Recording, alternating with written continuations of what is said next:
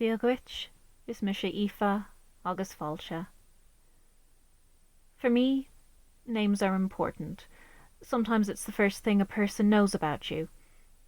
My name means radiant and beautiful, and although those aren't words I'd use to describe myself, they are words that I would use to describe the Irish language and Irish mythology. Because I find it difficult to relate to those words, I like to look to the women I share a name with, and the stories connected and interwoven with my own.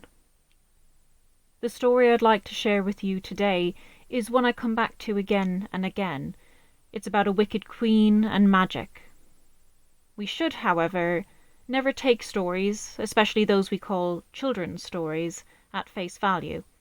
There's always something more happening beneath the surface and between the lines. This story comes from Ireland's mythological cycle.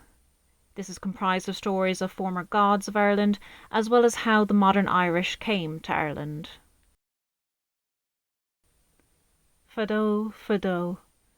A king lived in a castle with his 4 children, Fionnuala, A, Chun, and Fiachra. The father Lír watched his wife die and grief consume his family. Lír realised that his children would need a mother figure, and so the High King of Ireland sent his daughter Aoife to marry Lír.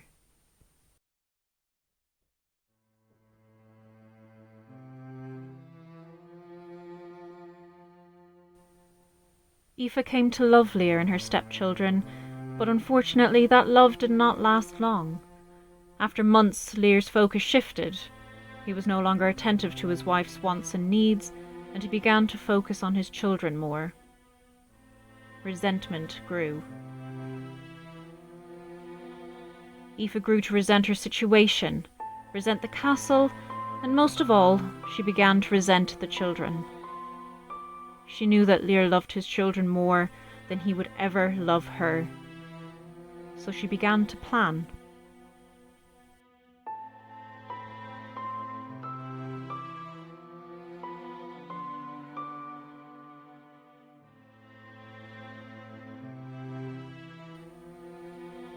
That summer was hot.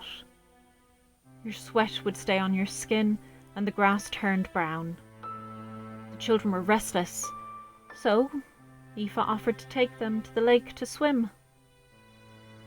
While the children were distracted, she took out a druid's wand and placed a terrible curse on the children. Wings sprouted, feathers pushed through pores, and their jaws broke and extended into beaks. They had become swans. For 900 years they would roam as swans. 300 years would be spent on that lake, another 300 at sea, and the final 300 would be spent on the water of Inishglória. Only the sound of a Christian bell would break their spell.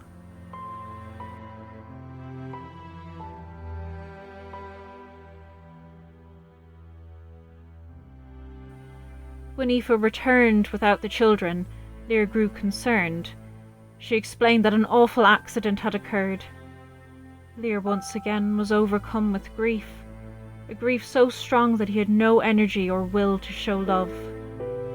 After many long months and no improvement to his mood, his court organised a hunt.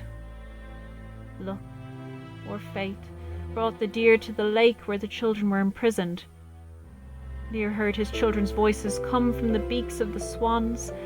They told him of the curse, and he promised to save them. The hunt was abandoned, and Lír raced home to Aoife. At first he was angry, but his rage quickly gave way to tears as he begged for the curse to be reversed. Aoife refused, and anger entered Lyr's eyes once again. He cursed her. Her body contorted painfully, the same way the children's had.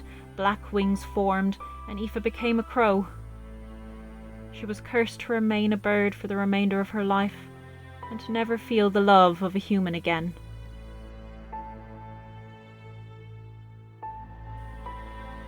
Lír continued to visit his children and do all that he could to free them. He studied magic and searched for those well versed in spells, but nothing could be done. He grew old, but clinged on to life for as long as he could. But even a king cannot live for over 900 years.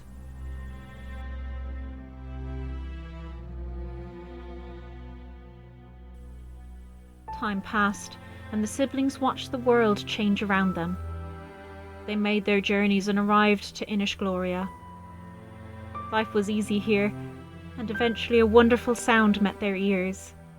A monk working in the garden watched in amazement as the 4 swans that had lived on the lake turned into humans. This story is a tragedy on many levels. There's the obvious tragedy surrounding Lyr's children, but reading a little deeper into this story, you are forced to ask, what does Aoife symbolise in this tale? Think for a moment, in what way was the curse broken? It becomes clear that it is a tale combining Ireland's pagan traditions and beliefs with the message that the Christian faith brings freedom from suffering. Aoife uses a druid's wand to curse the children. She represents the old pagan ways. The marriage, however, she entered into wasn't built on love, and she was neglected. She used magic, and was ultimately punished for it. It is the sound of the church bell that heals and saves the children from their imprisonment, the ringing bell marking a change in Irish beliefs and traditions. I think that might be why I gravitate towards this story.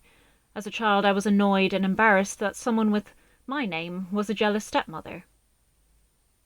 But now I can appreciate what she might symbolise in the wider story of Ireland.